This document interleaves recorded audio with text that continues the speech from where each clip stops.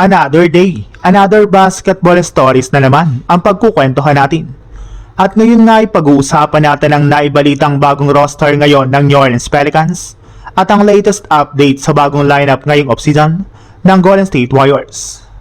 Mukhang ibang-iba na nga pong magiging itsura ng New Orleans Pelicans ngayon matapos lumutang ang isang bagong lineup na talagang punong-puno ng talento.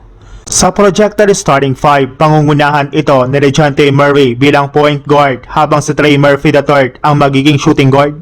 Sa small forward naman si Zion Williamson, kasunod si Derek Queen bilang power forward at si DeAndre Jordan sa center position. Pero hindi lang dito nagtatapos ang lakas ng Pelicans dahil mayroon din silang mga pangalan sa bench na maaaring magbigay ng malaking impact.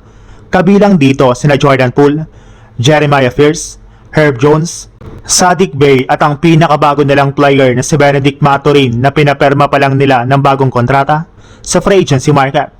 Kung sakaling ganito nga po ang maging final roster, magiging interesting ang kombinasyon ng scoring, playmaking, athleticism at experience ng Pelicans.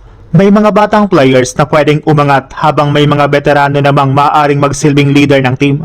At syempre ang pinakamalaking tanong ay kung paano magkakasundo ang lahat ng talentong ito sa loob ng court. Sa ibang balita naman, matapos nga po ang sunod-sunod na galaw sa offseason, heto na ang bagong itsura ng Golden State Warriors. Sa projected starting five, si Stephen Curry pa rin ang maunguna bilang point guard habang si Brandon Podziemski ang nasa shooting guard.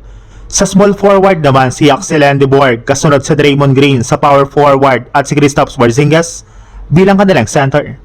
Hindi rin biro ang lalim ng bench since nariyan sina DeAnthony Melton, Guy Santos, Al Horford, Brandon Williams, Gary Payton II, Will Richard, George Niang at si Charles Bassey na mga manlalarong maaaring magbigay ng dagdag na depensa, shooting, playmaking at size sa iba't ibang sitwasyon.